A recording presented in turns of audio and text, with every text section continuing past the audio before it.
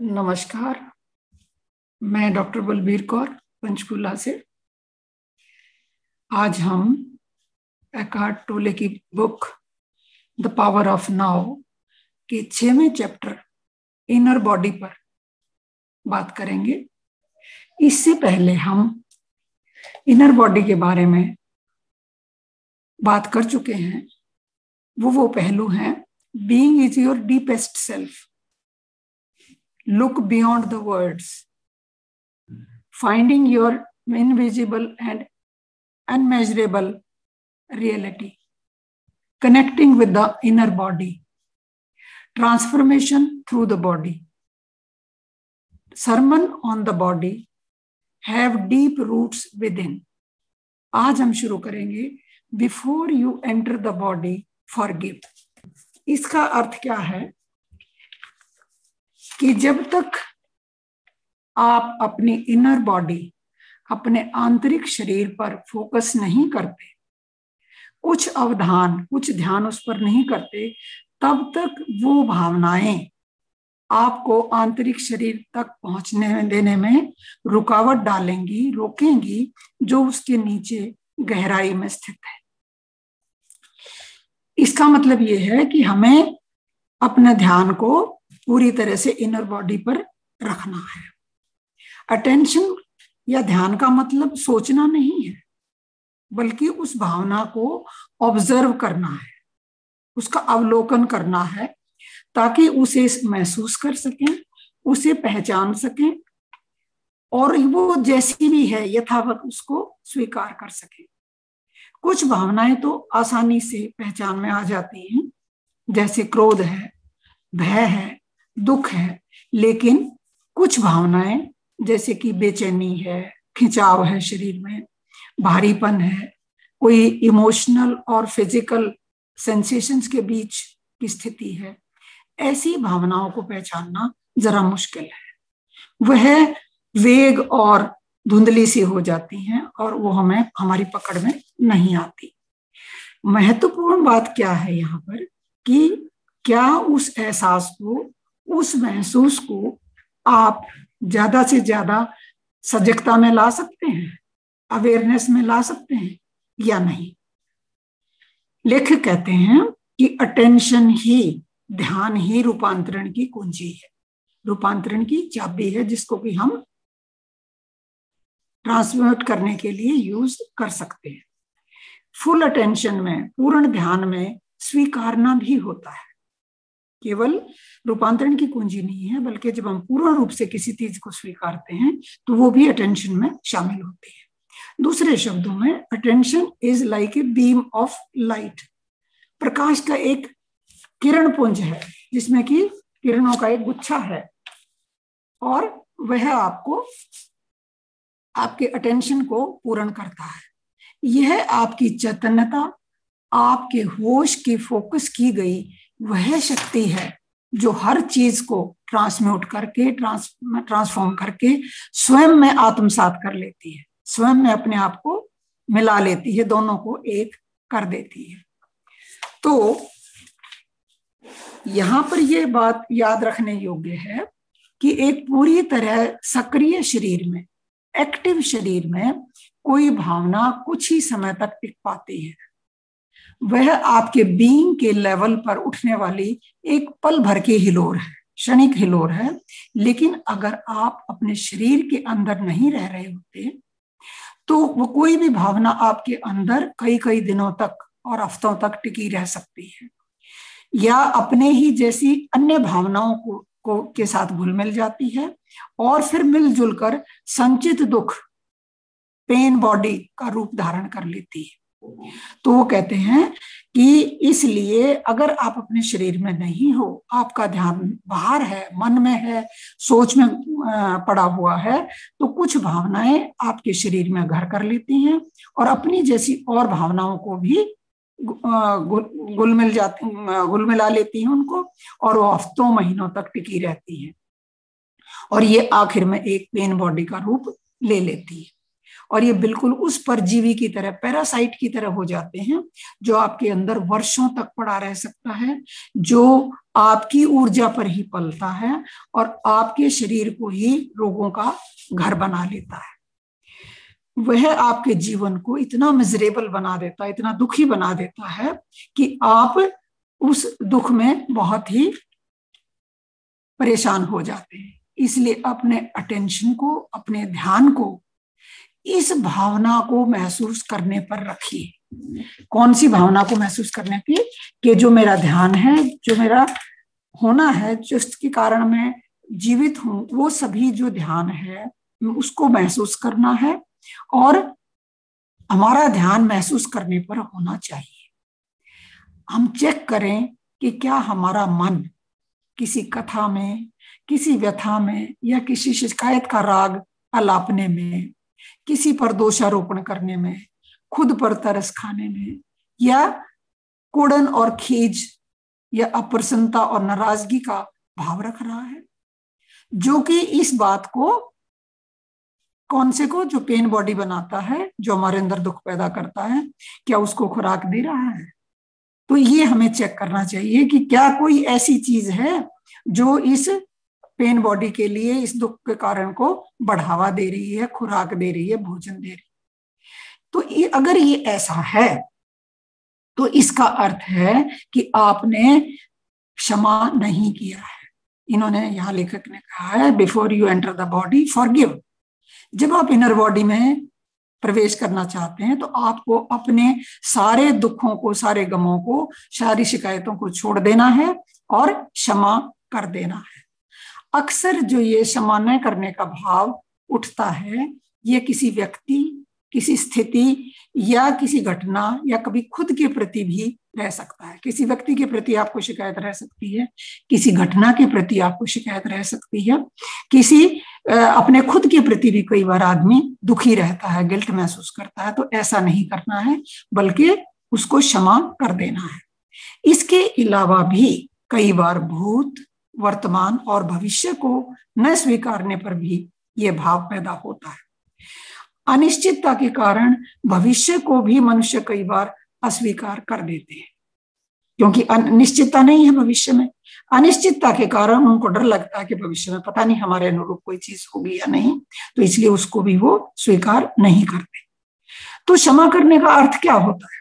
क्षमा करने का अर्थ होता है अपनी शिकायत को छोड़ देना, उसे त्याग देना और उस व्यथा के बारे में, उस कष्ट के बारे में, उस दुख के बारे में सोचते और बातें करते रहना बंद कर देना होता है।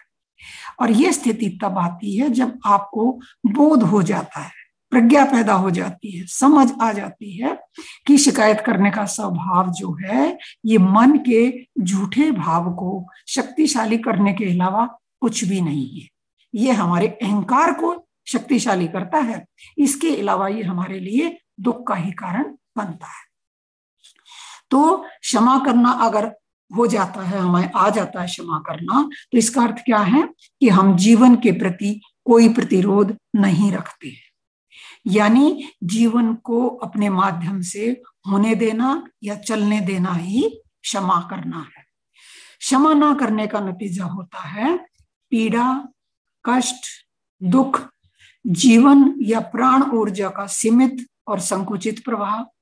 बिल्कुल क्लियर फ्लो नहीं हो पाता, बल्कि लिमिटेड हो जाता है, संकुचित प्रवाह हो जाता है, और कई मामलों में तो शारीरिक रुग्णता भी हो जाती है, बीमारी भी पैदा हो जाती है। जो ही आप पूरी तरह क्षमा कर देते हैं, माफ कर देते हैं, त्यों ही आपके मन की बागडोर आपके हाथ में आ जाती है। क्षमा ना करना मन का स्वभाव है, जैसे वो अपने ही झूठे अहंकार को रच लिया करता है और उसे पालता है, झगड़े और द्वंद के बिना वह नहीं रह सकता है, तो मन कभी क्षमा नहीं कर सकता। तो आपको ये याद रखना, क्षमा केवल आप कर सकते हैं, आपका मन कभी भी आपको क्षमा नहीं करने देगा। तो मन से एसोसिएशन ना बना के अपने हाथ में अपनी बागडोर रखिए, क्योंकि आप ही वर्तमान में विद्यमान होते हैं, आप ही अपने शरीर में प्रवेश करते हैं, आप ही बीइंग में से निकलने वाली वाइब्रेंट पीस को, स्टिलनेस को फील कर सकते हैं, मन नहीं कर सकता। इसलिए जीसस ने कहा था कि मंदिर में प्रवेश करने से पहले क्षमा कर दीजिए। तो किसी भी इन स्थितियों को, घटनाओं को, व्यक्ति को क्षमा करना बहुत जरूरी है अगर हम आंतरिक शरीर में प्रवेश करना चाहते हैं। नेक्स्ट लेखक बताते हैं कि your link with the unmanifested, यानी जो आपकी एसेंशियल रियलिटी है, ट्रू एसेंस है, जो उसका आपके साथ क्या संबंध है। जो प्रेजेंस है उसका इनर बॉडी के साथ बहुत गहरा संबंध है, क्योंकि प्रेजेंस जो है, विद्यमानता जो है, ये प्योर कॉन्शियसनेस है, शुद्ध चेतनता है। वह चेतनता जो मन से वापस ले ली गई है, जो मन ने हथिया रखी थी वो उससे वापस ले ली गई है, आकार की दुनिया से ये है वापस आ गई है। फॉर्म में और बॉडी में जो हमारी ये चेतनता रहती थी मन के कंट्रोल में, ये वापस हमारे पास आ गई है। तो आंतरिक शरीर ही अनमैनिफेस्टेड के साथ संबंध रख सकता है, अव्यक्त के साथ संबंध रख सकता है। दूसरे शब्दों में आंतरिक शरीर जब अपने गहनतम रूप में आता है तो वही बीइंग है, जहां पर यही वह परम स्रोत है जिसमें से चेतना उसी तरह से प्रकट होती है जैसे कि सूर्य में से प्रकाश प्रकट होता है। आंतरिक शरीर का जो अंतिम छोर है, गहरे जाते जाते जहां हम पहुंचते हैं, वही हमारा परम स्रोत है और वहीं से प्रकाश प्रकट होता है। तो आंतरिक शरीर के प्रति अवेयरनेस जो रखनी है हमने, चेतनता जो रखनी है, जो होश रखना है, जो अपने उद्गम की तरफ, अपने जन्म के स्थान की तरफ, परम स्रोत की ओर वापस लौट रही है, वही आंतरिक शरीर के प्रति जो चेतनता है उसके प्रति अवेयरनेस बहुत जरूरी है। वो पूछते हैं कि is the unmanifested the same as being, क्या अव्यक्त ही बीइंग है? हाँ, यह अव्यक्त ही बीइंग है। अगर इसको नकारात्मक नेगेशन के तरीके से समझाते हैं तो ये कहते हैं कि जिस उसको बताने का प्रयास कर रहे होते हैं जिसे बताया नहीं जा सकता, सोचा नहीं जा सकता और जिसकी कल्पना भी नहीं की जा सकती। यह बताते हुए कि वह क्या नहीं है, यह उस ओर संकेत करता है कि वो क्या है। लेकिन जो बीइंग जो है ये एक पॉजिटिव टर्म है और इन दोनों टर्म्स में हमें कोई भी अव्यक्त में और बीइंग में कोई भी अटैचमेंट नहीं रखनी चाहिए, ना ही उन पर विश्वास करना चाहिए क्योंकि ये दोनों ही संकेतक, मार्ग संकेतक की तरह हैं, साइन पोस्ट की तरह हैं, हमें एक इशारा करते हैं। तो वो कहते हैं कि ये जो प्रेजेंस है, प्रेजेंस इज कॉन्शियसनेस जो कि that has been reclaimed from the mind. तो ये प्रश्न पूछते हैं कि हु डज द रिक्लेमिंग, इसको वापस कौन लेता है, मन से इस चेतनता को वापस कौन लेता है? तो वो कहते हैं ये तुम ही करते हो, क्योंकि एसेंस में तुम ही चेतना हो।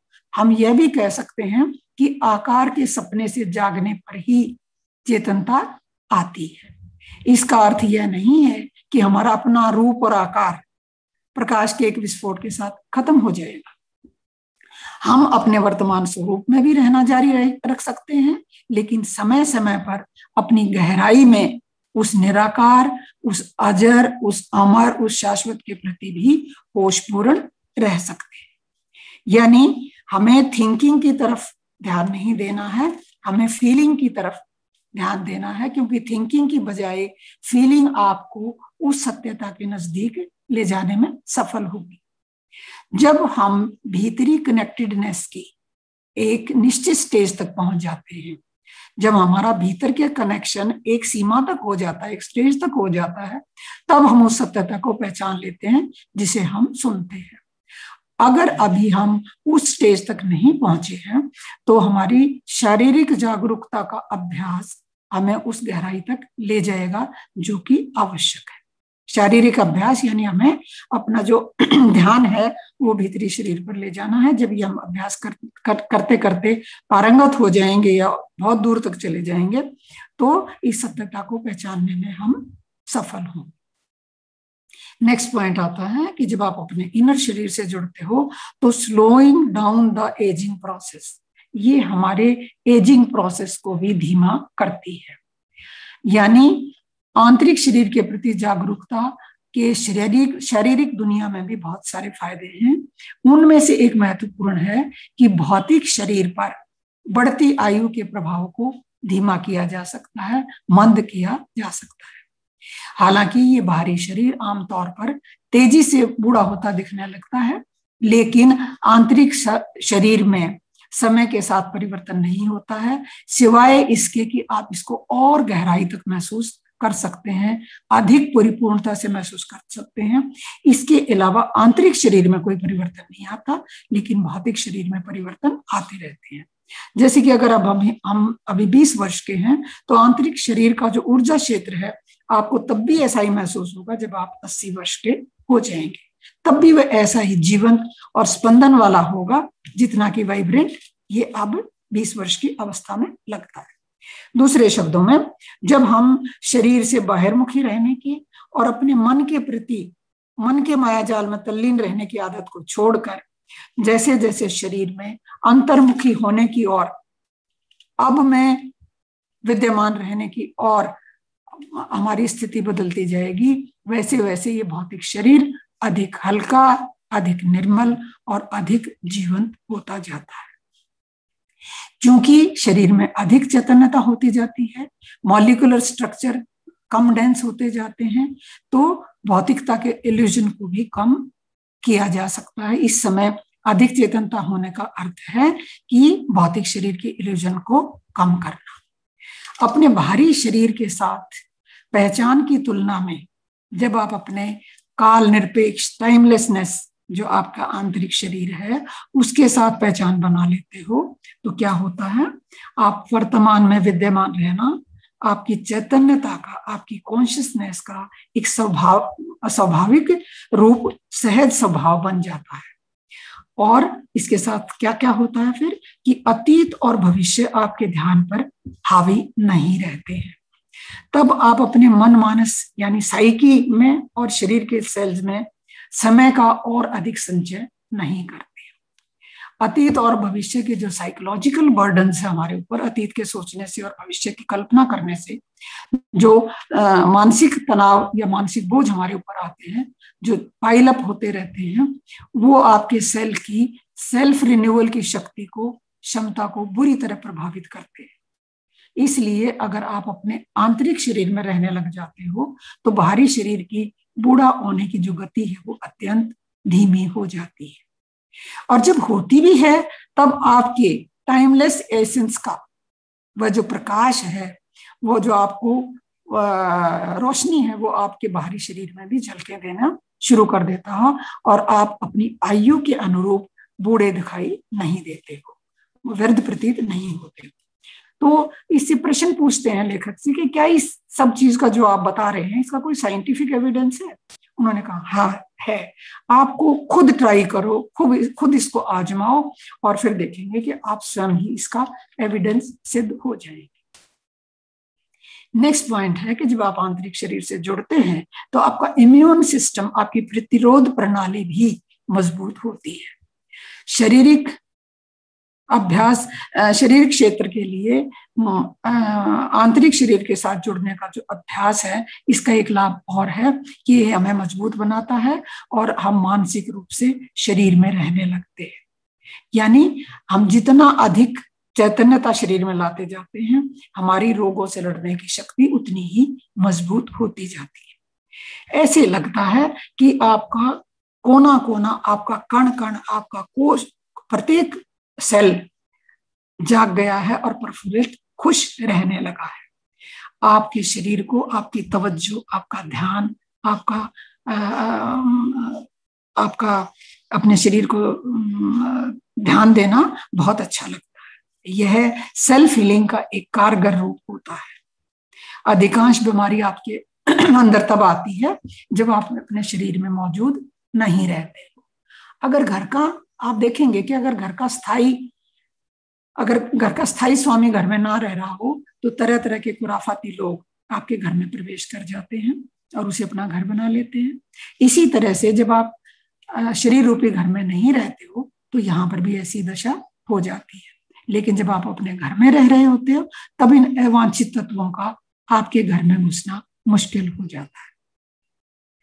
ऐसा नहीं है कि इस अभ्यास से केवल आपके शरीर का ही रोग, शरीर की ही रोग प्रतिरोधक प्रणाली मजबूत होती है, बल्कि आपकी मानसिक रोग प्रतिरोध प्रणाली भी बहुत मजबूत होती है। यह प्रणाली दूसरों के उस नकारात्मक यानी मानसिक और भावनात्मक बल क्षेत्र से भी आपको बचाव करती है। जो दूसरे लोग आपकी तरफ मानसिक रूप से और भावनात्मक रूप से नेगेटिविटी पहुंचाते हैं, वहां पर भी, जो कि एक संक्रामक का रूप ले लेती है, एक बीमारी का एक दूसरे के जो बीमारी लग जाती है ऐसा रूप धारण कर लेती है, उससे भी यह आपका बचाव करती है।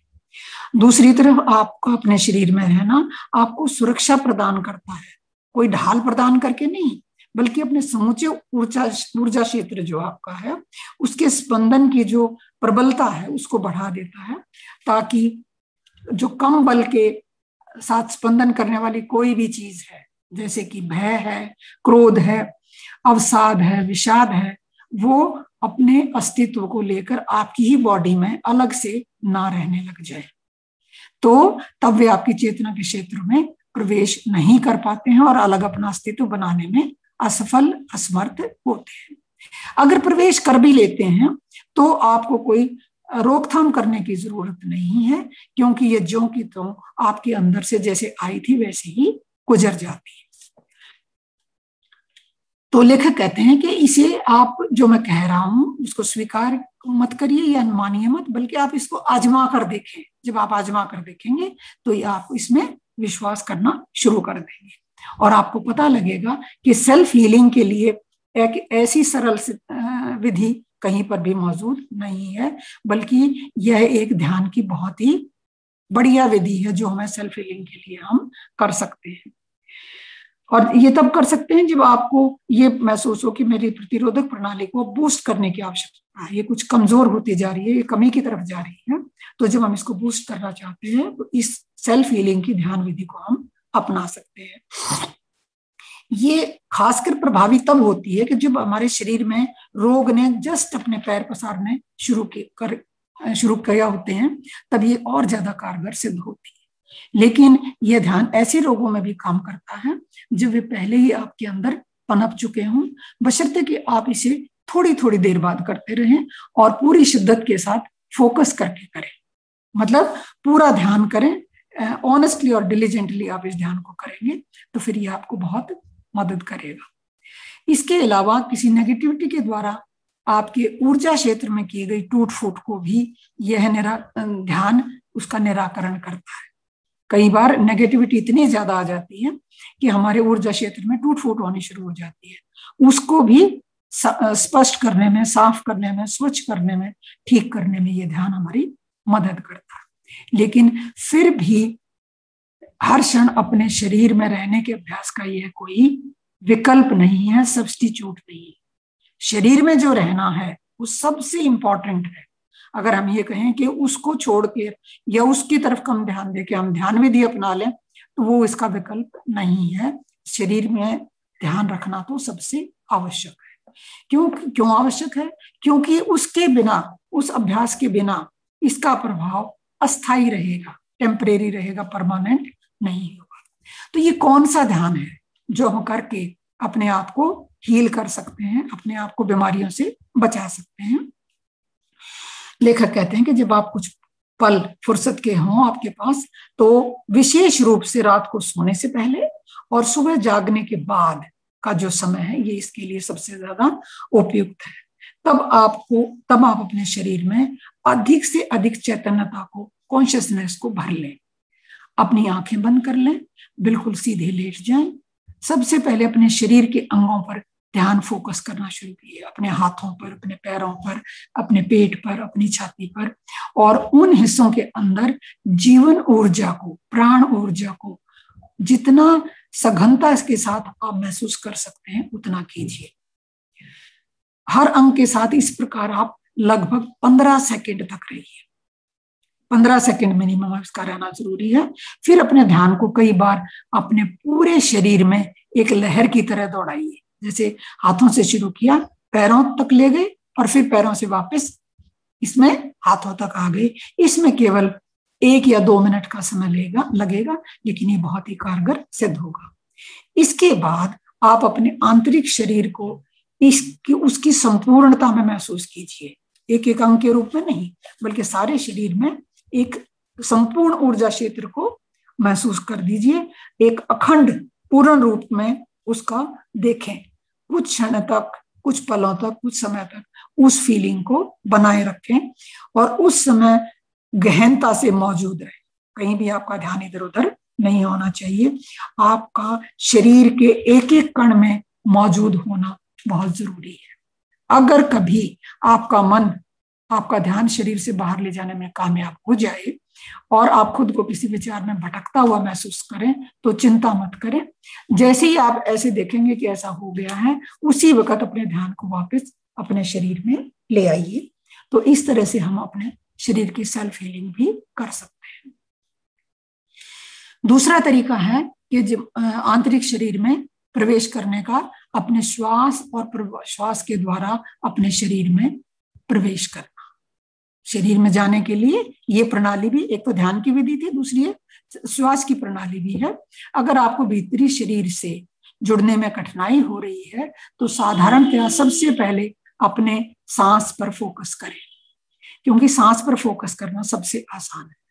सजग रूप से यानी जागरूक होकर सांस लेना, जो कि अपने आप में ही एक ध्यान है, जो कि धीरे धीरे हमें अपने शरीर के संपर्क में ले जाता है। जैसे जैसे आपकी सांस आपके शरीर के अंदर व बाहर जा रही हो, अपने ध्यान को सांस के साथ पीछे पीछे ले जाएं, यानी उसका अनुगमन करें, उसका पीछा करें। अंदर आती जाती सांस के साथ पेट का फूलना और पिचकना, इन चीजों पर भी आपने ध्यान रखना है और उसको महसूस करना है। अगर आप आसानी से विजुअलाइज कर सकते हैं, कल्पना कर सकते हैं, तो अपनी आंखें बंद कर लीजिए और स्वयं को एक प्रकाश से घिरा हुआ महसूस कीजिए और किसी ज्योतिर्मय तत्व में निमग्न होकर उसमें महसूस करना शुरू कर दीजिए कि आप चैतन्य के सागर में डूबे हुए हैं। और तब उस प्रकाश में, उस ज्योति में सांस भरिए, महसूस कीजिए कि ज्योतिर्मय तत्व आपके शरीर में भरता जा रहा है और आप उससे दैदीप्यमान रोशन होते जा रहे हैं। फिर धीरे धीरे उस एहसास पर अधिक फोकस करते जाइए, तब आप अपने शरीर में होंगे, आंतरिक शरीर के नजदीक होंगे, उसके भीतर होंगे। लेकिन कोई भी कल्पना का सहारा मत लेना। कल्पना का सहारा लेने से ये ना हो कि आप अपने मंजिल से दूर रह जाएं। बिल्कुल वास्तविक रूप में, सत्यता के रूप में इसको अक्षरश करिए। नेक्स्ट है क्रिएटिव यूज ऑफ माइंड, अपने मन का रचनात्मक प्रयोग करना। आंतरिक शरीर में जब हम प्रवेश करते हैं तो उससे रचनात्मक प्रयोग कैसे होते हैं। अगर आपको अपने मन का प्रयोग किसी खास उद्देश्य के लिए प्रयोग करने की आवश्यकता पड़े तो आप उसका प्रयोग आंतरिक शरीर के साथ मिलकर ही कर सकते हैं। आप अपने मन का रचनात्मक उपयोग तभी कर सकते हैं जब बिना विचारों के चैतन्यता के साथ रहते हैं। आप अपनी कॉन्शियसनेस में मन के पार रहते हैं, तभी रचनात्मक उपयोग हो सकता है। उसमें और ऐसी अवस्था तक पहुंचने का, प्रवेश करने का सबसे इजी तरीका है अपने शरीर के माध्यम से वहां तक पहुंचना। जब कभी भी किसी सवाल का जवाब चाहिए, किसी समस्या का समाधान चाहिए या रचनात्मक विचार की आवश्यकता हो, तो आप अपने आंतरिक ऊर्जा क्षेत्र में ध्यान फोकस करके एक पल के लिए सोचना बंद कर दें और जो आपकी स्टिलनेस है, स्थिरता है, नीरवता है, उसके प्रति जागरूक हो जाएं। जब आप दोबारा विचार करना शुरू करेंगे तो वह विचार ताजा तरीन होगा और रचनात्मक होगा। यानी किसी भी गतिविधि में आप अपनी ये आदत बना लें कि विचार करने के और अपने अंदर की आवाज सुनने के, कोई भी विचार आप कर रहे हैं और अंदर की आवाज सुन रहे हैं, उनके बीच कुछ पलों के लिए आना जाना जारी रखें। विचार भी करें, सोचें भी और भीतर अपने अंदर की आवाज भी सुने। हम कह सकते हैं कि अपने दिमाग से नहीं, मन मस्तिष्क से नहीं, बल्कि अपने समूचे शरीर से सोचें, अपने कण कण से सोचें, कण कण में उस समस्या का समाधान ढूंढने की कोशिश करें तो आपको वो मिल जाएगा। नेक्स्ट है द आर्ट ऑफ लिसनिंग, सुनने की कला। हम बहुत कम लोगों को सुनने की कला आती है, क्योंकि जब हम किसी दूसरे व्यक्ति को सुनते हैं तो अपने मन मस्तिष्क से नहीं बल्कि पूरे शरीर से सुने। जब सुनो तो अपने भीतर के शरीर के ऊर्जा क्षेत्र को महसूस करें। अगर आप भीतर शरीर के ऊर्जा क्षेत्र से जुड़े रहेंगे तो आप उसको पूर्ण रूप से सही तरीके से सुन सकते हैं। ऐसा करने से आपको सोचने की प्रक्रिया से दूर ले जाता है ये, और एक शांत क्षेत्र पैदा करता है जो आपके मन के हस्तक्षेप के बिना वास्तव में सुनने में मदद करता है। अगर आप सुनते वक्त ऊर्जा क्षेत्र से नहीं जुड़ते हैं तो आपका मन आपको सोच में ले जाता है और फिर आप ध्यान से नहीं सुनते हैं। तो उस वक्त अगर आप ऐसा करते हैं कि अपने ऊर्जा क्षेत्र के साथ संबंध बनाए रखते हैं तो आप उस व्यक्ति के लिए स्थान बना रहे होते हैं और उसे वो स्पेस दे रहे होते हैं जो उसे होने के लिए चाहिए। और यही सबसे कीमती तोहफा है जो हम उस आदमी को दे सकते हैं जिसकी बात हम सुन रहे हैं। अधिकतर लोग देखा है कि सुनना नहीं जानते, क्योंकि उनका ध्यान का अधिकतर भाग सोचने में चला जाता है। तब उनका ध्यान सोचने पर अधिक रहता है कि बजाय कि दूसरा व्यक्ति क्या बोल रहा है।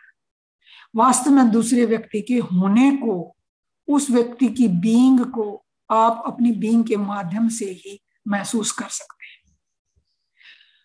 जो हमारा किसी भी दूसरे व्यक्ति के साथ बीइंग का जुड़ाव है, जो हमारे होने का एक सभी का एक स्रोत है, उसको हम तभी महसूस कर सकते हैं जब हम अपने होने के, हम अपने आंतरिक शरीर के साथ जुड़े रहते हैं, उसी माध्यम से कर सकते हैं, वरना नहीं कर सकते। तभी हम होल से जुड़ते हैं, तभी हमारा ऐक्य होता है और बोध की शुरुआत हो जाती है, और इसी को हम प्रेम भी कहते हैं। प्रेम कब पैदा होता है? जैसे कहते हैं हमारे गुरुवर सुभाष पत्रे जी कहते हैं कि सभी जीव जंतुओं से प्रेम कीजिए, सभी प्रकृति से, कुदरत से कीजिए। ये कब होगा?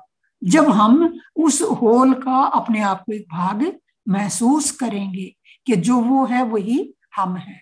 तो बीइंग के गहनतम स्तर पर आप ये जान लें कि आप सबके साथ जुड़े हैं और आप उस सर्वस्व के साथ भी जुड़े हैं, उस परम तत्व के साथ भी जुड़े हुए हैं। मानवीय संबंध अधिकतर एक दूसरे के साथ हम मस्तिष्क या दिमाग के लेवल पर ही जुड़े हुए हैं, उन्हीं से दिमाग के लेवल पर ही हम एक दूसरे से वाद संवाद कर रहे होते हैं, ना कि मनुष्य के साथ मनुष्य के संबंध, मनुष्य के साथ संवाद कर रहा होता है। यानी दूसरे शब्दों में आध्यात्मिक समागम नहीं होता हमारा, बल्कि सांसारिक समागम होता है।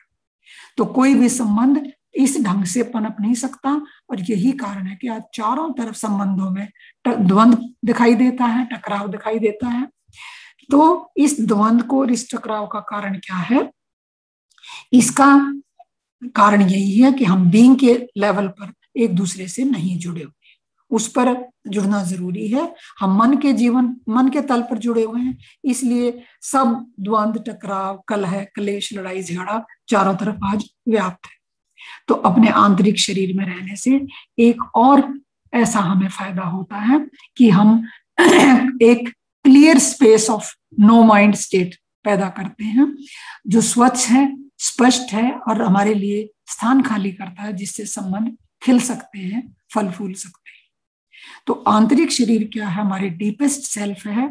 उसके साथ अगर हम जुड़ते हैं तो हमें बहुत तरह के फायदे होते हैं, न केवल शारीरिक तल पर बल्कि मानसिक तल पर, भावनात्मक तल पर, सेल्फ हीलिंग के तौर पर, संबंधों के तौर पर, तो हम अपना इलाज कर सकते हैं। तो एकार्ट टोल की जो ये इनर माइंड की जो देन है छठे चैप्टर में, ये बहुत ही ग्रेट है, बहुत ही महान है। इन्हीं शब्दों के साथ मैं आज अपना वक्तव्य खत्म करती हूँ। धन्यवाद, बहुत बहुत आभार।